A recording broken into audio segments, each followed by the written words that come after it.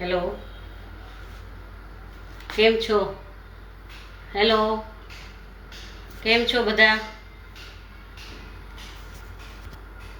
અમૂલ ગુજરાતીના પેજ ઉપર તમારા બધાનું સ્વાગત કરું છું. હેલો, કોઈ જોડાણું કે નથી જોડાણું? જોડાય એટલે તરત જ મને થંબ આપો અથવા તો સૂચના આપો કે મારો અવાજ ક્લિયર છે અને ઓડિયો વિડીયો બી ક્લિયર છે. મને જરા બતાવો. હું ભાવનગરથી હોમ શેફ વિભૂતિ મહેતા તમારા બધાનું અમૂલ ગુજરાતીના પેજ ઉપર આજે સ્વાગત કરું છું. આજે હું લાઈવ રેસીપી મારા ઘરેથી બતાવવા જઈ રહી છું અને આજની મારી રેસીપી છે કેરામેલ બદામ ટોફી. આ લાઈવ સેશન મને આપવા માટે અને આ ચાન્સ મને આપવા માટે હું અમૂલની પૂરી ટીમનો, દીપા મેમનો, પિયુષ સરનો બધાનો ખૂબ જ આભાર વ્યક્ત કરું છું. હેલો, આવ્યું કે નહીં કોઈ? ચલો દેખાવા મળ્યું એમને? સરસ. ચલો નિધિદાબેન અને સોનલબેન, તમારો ખૂબ ખૂબ આભાર જોડાવા બદલ. આજની મારી રેસીપી બહુ જ નાની અને ટૂંકી છે. દિવાળીના દિવસોમાં બધાને ખૂબ કામ હોય એટલે લાંબી રેસીપી નથી લીધી. ગેસની નોબ ઓન કરી અને ગેસ આપણે કરીએ છીએ ચાલુ. ત્યાં નડશે અહીંયા તો એકદમ ધીમો ગેસ. શરૂઆતમાં પાન ગરમ થાય ત્યાં સુધી ગરમ રાખું છું ફાસ્ટ, પછી હું ધીમો કરી નાખીશ. આજના મારા ઇન્ગ્રેડિયન્ટ્સ ખાલી 4 ઇન્ગ્રેડિયન્ટ્સથી મારી આ રેસીપી થવાની છે. નામ ઉપરથી કેરેમલ બદામ એટલે બદામ તો હોય જ. કેરેમલ બનાવવા માટે અમૂલની ઓર્ગેનિક સુગર જે આમાંથી મેં લીધી છે, બરોબર, તલ છે અને અમૂલ બટર, બટરલી ડિલિશિયસ. આથી 4 વસ્તુથી જ આજની રેસીપી બની જવાની છે. અને 4 વસ્તુમાંથી હું ખાલી 2 વસ્તુ અમૂલની વાપરીશ, 2 નોર્મલ વસ્તુ છે. તો સૌથી પહેલાં આપણે તલને થોડા શેકવાના નથી, ખાલી ગરમ કરવાના છે કે એમાં જ ભેજનું પ્રમાણ જો હોય. અત્યારે વારે વારે માવઠા અને વરસાદ ને એવું બધું થયા કરે છે એટલે ગમે એટલું આપણે કરીએ તો થોડો તો અંદર ભેજ રહી જ ગયો હોય. ગેસ થોડો ધીમો કરી દઉં છું એટલે દાજી ન જાય.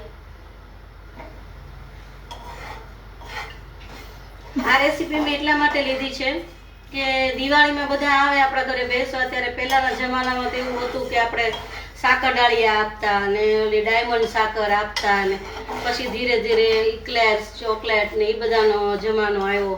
બધા એવું બધું આપવા માંડ્યા. પણ ચોકલેટ ઓકે, મને પોતાને બી બહુ જ ભાવે છે, પણ વારે વારે ખાવી હોય, લાંબો સમય ચલાવવી હોય, રૂમ ટેમ્પરેચર ઉપર રાખવું હોય અને છતાં હેલ્ધી વર્ઝન, તો આ એક એનો ઓપ્શન છે કે તમે કેરામેલ બદામ કરી નાખો અને એને ટોફીની જેમ વાપરો તો આરામથી તમે એને ખાઈ શકો છો. અને બધા તમારા ઘરે કોઈ પણ આવે તો તમે એને આપી શકો છો. અને બાળકોને તો બહુ જ ભાવે. મોટાઓને થોડીક તકલીફ પડે કારણ કે એ આખી જો આ તડતડવા માંડ્યા એટલે મારા તલ થઈ ગયા ગરમ. એને ફૂટી જવા દેવાના આપણે નથી. હું પાછા એને કાઢી લઉં છું એના વાસણમાં. તે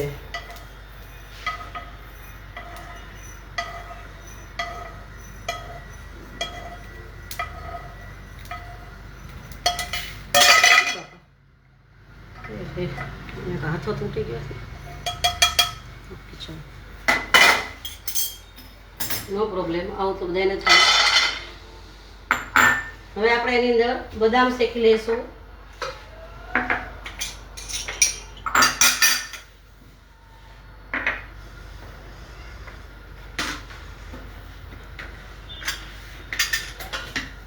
બદામ શેકીને એને પણ એવું જ તે રીતે અને આપણે એને દાજ પડવા દેવાની નથી, ખાલી એનું મોઇસ્ચર જ ઉડાડવાનું છે.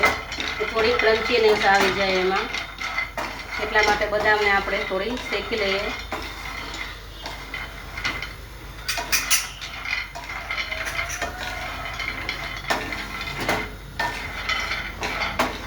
કોઈની કોમેન્ટ આવે તો કહેજો મને. વાંચજો કોમેન્ટ એટલે મને ખબર પડશે. કોઈ કંઈ લખતું હોય, કોઈ જોડાણું હોય.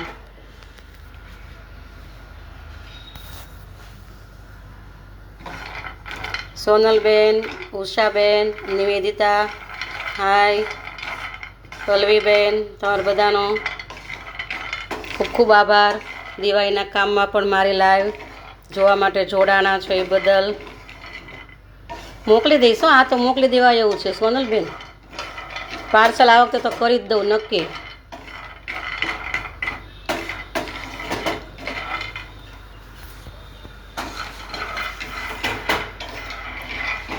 આને થોડું ધીમા તાપે કરીએ છીએ આપણે, કારણ કે એને બાળી નથી નાખવાની. અંદરથી કાંઈ એનું મોઇસ્ચર હોય તો એ આપણે ઉડાડી દેવાનું છે ખાલી, બસ.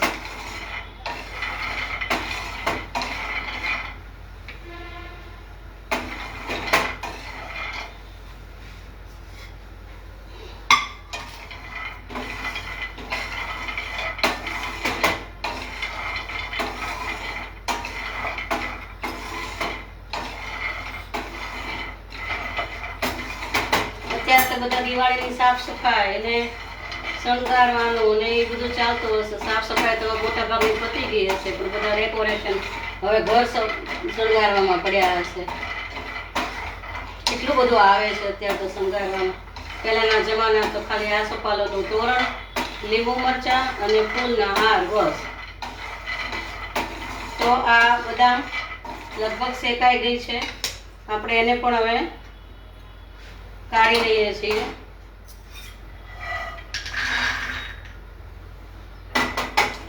અને હવે છે અમૂલની ઓર્ગેનિક સુગર. તમે જુઓ છો લગભગ આ 150 ગ્રામ જેટલી બદામ છે, 150 થી 200 ગ્રામ જેટલી. એની અંદર હું અમૂલની ઓર્ગેનિક સુગર લગભગ આ 3 ટેબલ સ્પૂન નાખી મેં. અને એને એમને મતે કેરેમલાઇઝ કરશું આપણે. નોનસ્ટિકમાં કરશું એટલે બેસશે નહીં બહુ. આમાં પાણી નાખવાનું નથી કે અત્યારે બીજું કશું જ એડ કરવાનું રહેતું આમાં નથી.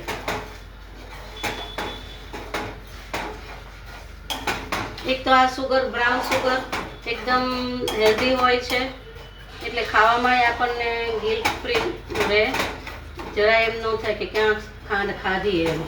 અને બીજું એ ઝીણી પણ બહુ હોય છે, એટલે તરત જ તે ઓગળવા માંડે છે. પણ નોર્મલ સુગર કરતાં થોડીક એને વાર લાગે છે કેરેમલાઇઝ કરતાં. હમણાં થઈ જશે.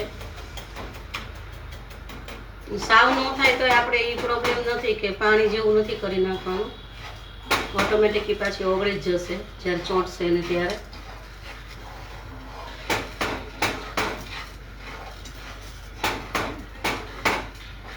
બાકી દિવાળીના પહેલા આ મારું આ ગુજરાતીમાં છેલ્લું લાઈવ હશે.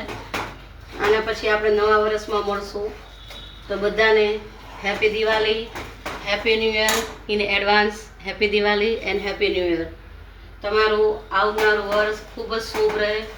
તમે તન, મન અને ધન ત્રણેયથી ખૂબ જ સ્વસ્થ રહો અને ઈશ્વર તમારી બધી જ ઈચ્છાઓ પૂર્ણ કરે એવી પ્રભુને પ્રાર્થના.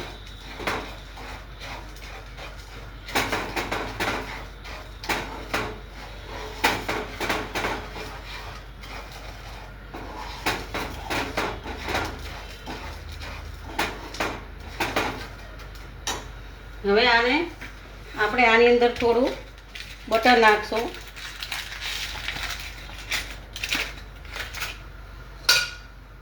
અમૂલનું બટર છે, 1 ચમચ જેટલું.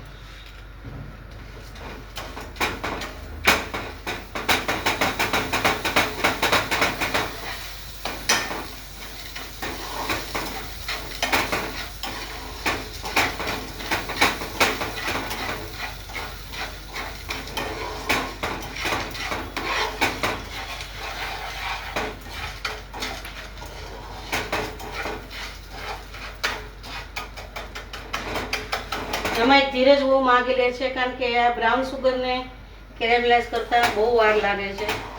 આપણી જે નોર્મલ સુગર હોય ને એ તરત થઈ જાય, આને થોડી વાર લાગે છે. મેં ગેસ થોડો ફાસ્ટ કરી દીધો છે, તમારે બધાને મોડું ન થાય. ગેસ થોડોક ફાસ્ટ કરી દીધો છે એટલે તમારે મોડું ન થાય.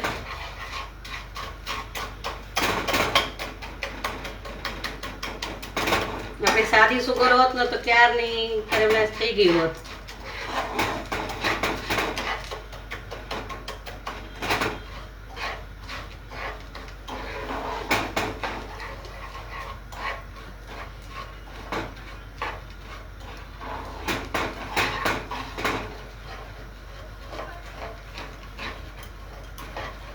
જો હવે બધું ઓગળવા માંડ્યું, જોયું બધું બેસી ગયું, સાવ બેસી જશે. જો જરાક ઉતાવળ કરીએ તો એમ થાય કે કેમ નથી ઓગળતી, કેમ નથી ઓગળતી. તો મેં ગેસ કરી દીધો ધીમો, એટલે એ પાછી ચવડ ન થઈ જાય. અને આ સ્ટેજ ઉપર આપણે અંદર બદામને એડ કરી દેવાની છે, અને પછી પાછી એને હલાવી દઈશું.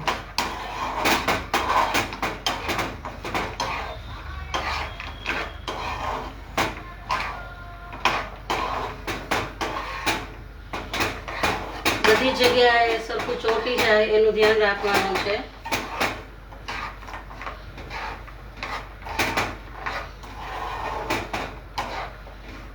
આ સ્ટેજે ગેસને આપણે બંધ કરી દઈએ છીએ. અને આને તમે એક પ્રકારની ચીકી પણ કહી શકો, ડ્રાયફ્રૂટ ચીકી, કે શિયાળો આવશે એટલે બધા આનું આવી રીતે બનાવતા જ હોય છે, ડ્રાયફ્રૂટ ચીકી કેરેમલાઇઝ કરીને.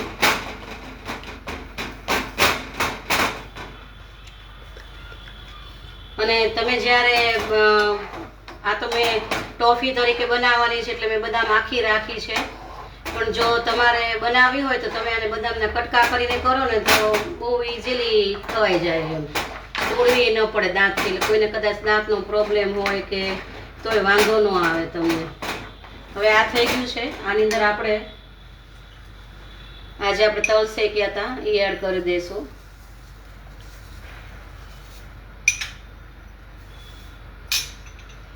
લગભગ 1 ચમચ જેટલા નાખ્યા છે મેં.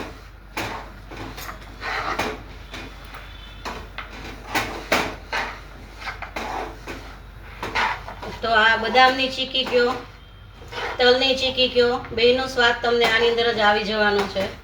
અને નામ પાડ્યું છે એનું મેં ટોફી, કારણ કે એક બદામની ઉપર થોડીક ખાંડ, થોડુંક માખણ અને થોડુંક આનો તલનો સ્વાદ આવી જશે ભેગો, એટલે તમે એને ટોફી કહી શકો છો.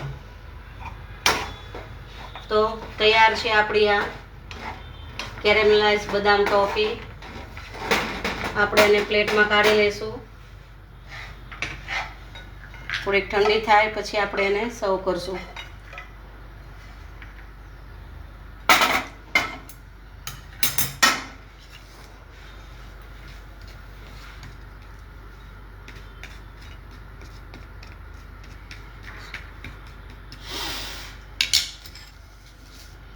આ જ્યાં સુધી ઠરે છે ત્યાં સુધી તમે મારી અમૂલની પ્રોડક્ટ્સ જોઈ લો, જે મેં અત્યારે ડિસ્પ્લેમાં મૂકી છે.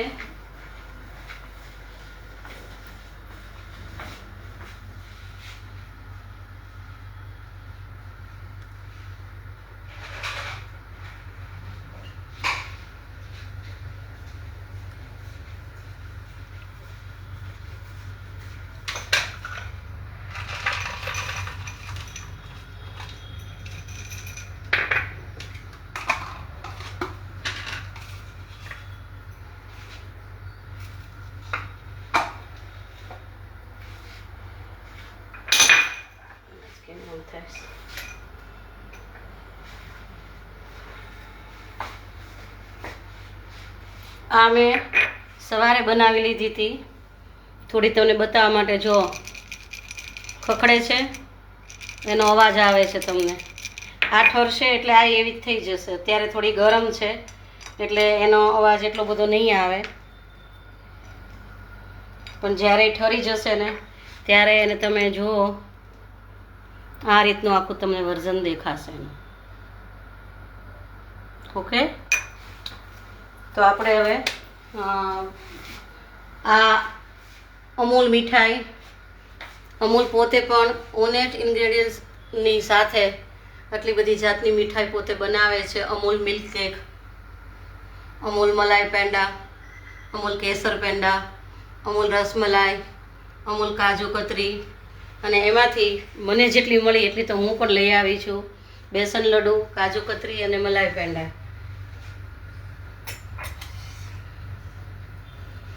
અને સરસ હોય છે અમૂલની મીઠાઈ બધી. આજે દિવાળી છે એટલે દિવાળીના તહેવારો શરૂ થઈ ગયા હોવાથી મેં બીજું કાંઈ પણ ડિસ્પ્લેમાં મૂકવાની બદલે મીઠાઈ જ ડિસ્પ્લેમાં વધુ મૂકી છે, કે તમે જોઈ શકો છો.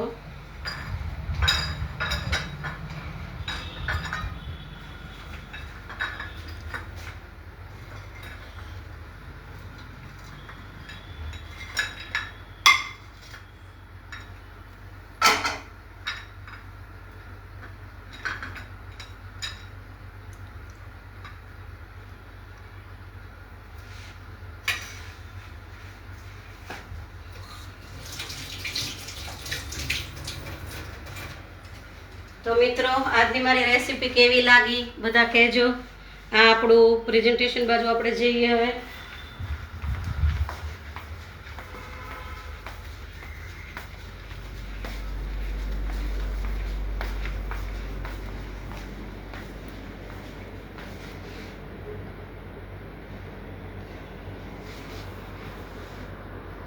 તો આજનું આ પ્રેઝન્ટેશન છે.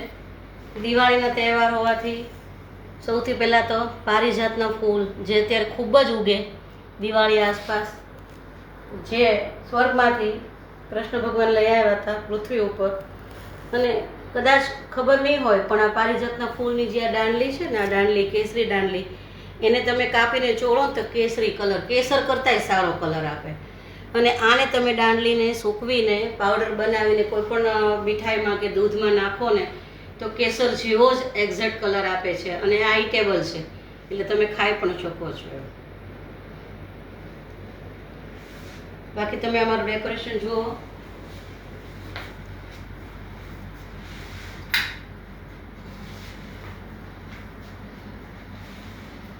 આપણે માતાજી પાસે દિયા પણ કરી દઈએ.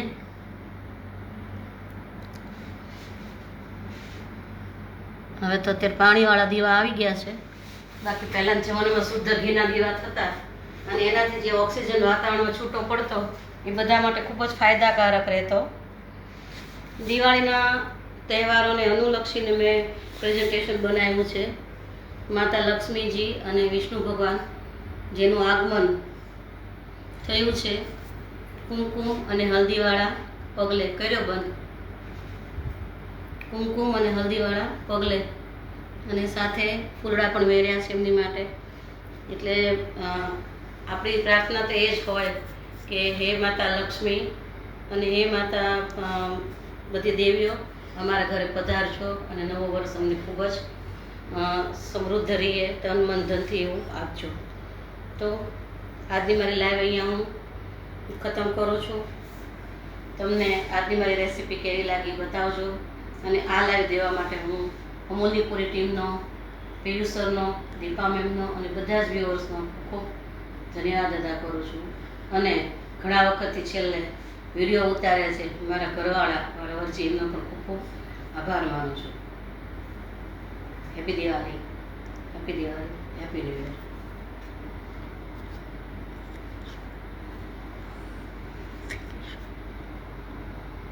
હા.